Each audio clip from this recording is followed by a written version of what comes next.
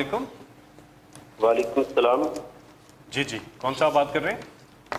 मैं फैसलाबाद से डॉक्टर मोहम्मद सईद अख्तर बात कर रहा हूँ जी जी जी डॉक्टर साहब। जी। मैं खारजा उमूर के हवाले से बात करना चाहूँगा। इस सिलसिले में 3 मसाइल की निशानदेही करूँगा। 2 मसाइल तो 20वीं सदी के वक्त से नौआबादियाती ताकतों के पैदा करता है। इनमें एक मसला फ़लस्तीन है। ये बात काबिल इत्मीनान है कि गजा में जंग बंदी हो गई है, मगर जनाब वज़ीर आज़म अब आगे क्या होगा? सहूनियों की तरफ से फ़लस्तीनियों के गस्ब शुदा हुकूक को मुस्तकिल तौर पर कैसे बहाल कराया जा सकता है, और पाकिस्तान फ़लस्तीनियों की कौमी तहरीक की मुस्तकिल कामयाबी के लिए क्या किरदार अदा कर सकता है?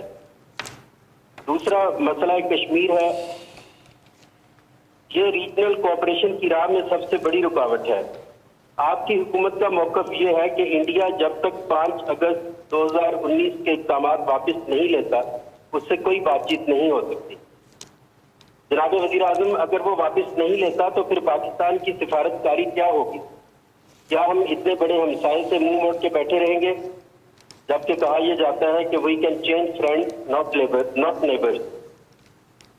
जी, पहले तो मैं कश्मीर के ऊपर बात कर दूँ, लेकिन मसला कश्मीर का इस वक्त ये है, इसमें कोई शक नहीं कि अगर हमारी हिंदुस्तान से ताल्लुकात अच्छे हों, एक तरफ हमारे पास चाइना दुनिया की सबसे बड़ी मार्केट है, दूसरी तरफ हिंदुस्तान जो 1 अरब से ज़्यादा आबादी है वो बड़ी मार्केट है, हमारी तिजारत शुरू हो जाए, कनेक्टिविटी हो जाए, तो ये तो सारी दुनिया में ये साबित हो चुका है। जब यूरोपियन यूनियन बनी थी, मेरे साहब ने, मैं तब यूनिवर्सिटी में था जब ये बनी थी इंग्लैंड में, यानी यूरोप में, तो सबको फ़ायदा हुआ था। जब तिजारत बढ़ती है तो सारों को फ़ायदा हो जाता है। तो इसलिए इसमें तो कोई शक नहीं कि हमारे अगर ताल्लुकात अच्छे हो जाएं, जो मैंने पहले दिन ही इक़्तिदार में आके पूरी कोशिश की कि हमारे इनसे, हिंदुस्तान से ताल्लुकात हों, और हमारा एक ही मसला है कश्मीर का जो कि हम बातचीत से हल करें। लेकिन जो अब सिचुएशन है, अगर हम इस वक्त हिंदुस्तान से ताल्लुकात नॉर्मलाइज करते हैं, इसका मतलब कि हमने कश्मीर के लोगों से बहुत बड़ी हम एक गद्दारी करेंगे। इसका मतलब हमने उनको यानी उनकी सारी जो जद्दोजहद, जो सारा जो उनकी स्ट्रगल, पता नहीं 1 लाख से ऊपर शहीद हो चुके हैं कश्मीरी, इसका मतलब कि हम उस सब को नज़रअंदाज कर देंगे। इसमें कोई शक नहीं कि हमारी तिजारत बेहतर होगी, लेकिन उसका सारा खून ज़ाया हो जाएगा। लिहाजा ये हो नहीं सकता। हम कश्मीरियों के साथ खड़े हैं, हमें पता है वो उन्होंने किस तरह की कुर्बानियाँ दी और दे रहे हैं। लिहाजा ये नहीं हो सकता कि उनके खून के ऊपर हम ये सोच लें कि पाकिस्तान की तिजारत बेहतर हो जाएगी। ये नहीं हो सकता। अगर हमारे से, अगर वो 5 अगस्त के वो जो उन्होंने कदम उठाए उधर वापस चले जाएं, फिर बिल्कुल हो सकती है बात, और फिर हम कश्मीर का मसला एक रोड मैप भी ला सकते हैं और हल कर सकते हैं। अब आगे जाइए फ़लस्तीन। बिल्कुल फ़लस्तीन का वही मसला है जो कश्मीर का है। वहाँ भी एक ऑक्यूपेशन है, वहाँ भी उनकी ज़मीन के ऊपर कब्ज़ा किया हुआ है। उधर वो अभी कश्मीर में शुरू हुआ है, जो कि उनकी आबादी की डेमोग्राफी बदल रहे हैं, यानी कि बाहर से लोगों को सेटल कर रहे हैं कश्मीर में लाके हिंदुस्तान। उसी तरह जो फ़लस्तीन था उसको वो थोड़ा सा रह गया है, बाकी सारों के ऊपर इन्होंने कब्ज़ा करके और अपने लोग सेटल कर दिए। अब मैं आपको सीधा बता दूँ कि कश्मीर का, फ़लस्तीन का मसला क्या है।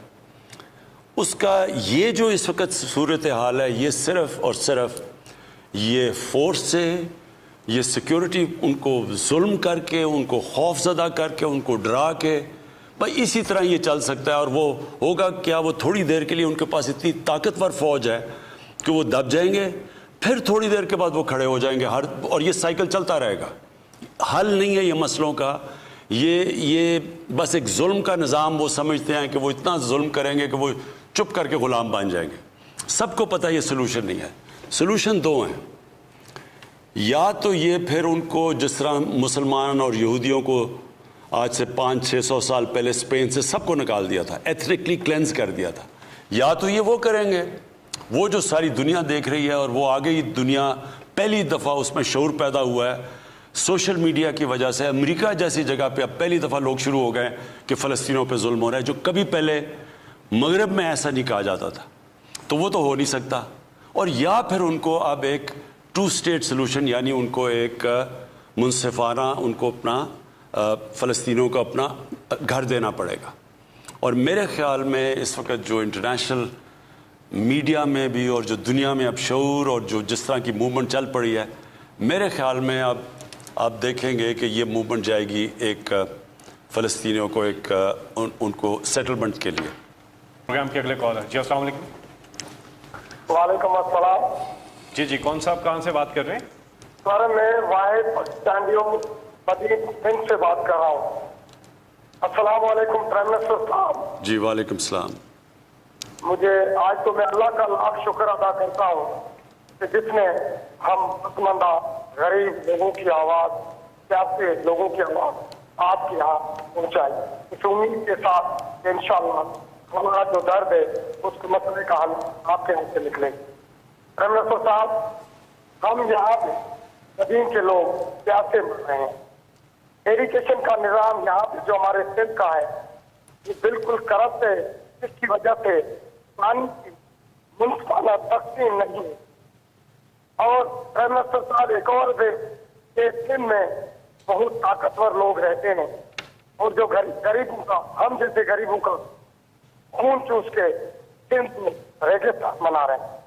پرائم منسٹر صاحب, ہمیں سندھ حکومت سے بولا جاتا ہے کہ پانی وفاق سے نہیں آ رہا, اور ابھی کچھ دن پہلے یہاں پہ الیکشن ہوا تھا, ضمنی الیکشن, جس میں 2 دن پہلے وزیر جو آبادی کا منسٹر ہے اس نے اور ڈائریکٹر سیدھا نے 19 نئے پیوز کا آرڈر کیا ہے, اور ہمیں کہا جاتا ہے کہ ہمارے پاس پانی نہیں ہے.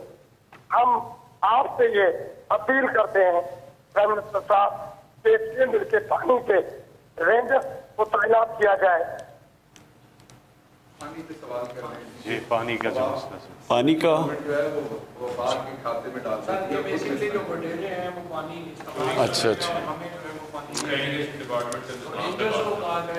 جی میں نے بلکہ ایک سندھ کے ایم پی کی تقریر بھی سنی ہے سندھ اسمبلی کے اندر.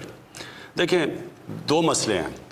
ایک مسئلہ کہ سارے پاکستان میں پانی کا مسئلہ, میں اس کے اوپر تو آپ کو اس وقت اپنی قوم کو اس چیز کی ایک چیز واضح کرتا ہوں کہ 10 ڈیمز انشاءاللہ ہم بنا رہے ہیں جو شروع ہوئے ہیں اگلے 10 سالوں تک. یعنی ہم وہ جو کہ پاکستان کو 50 سال پہلے کام کرنا چاہیے تھا وہ انشاءاللہ ہماری حکومت آپ کو کر کے دکھائے گی.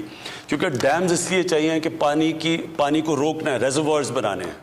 ہمیں ریزروائرز بہت پہلے بنانے چاہیے تھے, کیونکہ جیسے جیسے آبادی بھی بڑھ رہی ہے اور کئی طرح یہ گلوبل وارمنگ کی وجہ سے پانی بھی کم ہو رہا ہے, تو جو پانی صوبوں کا حصہ ہے اس ساروں میں کمی آ رہی ہے.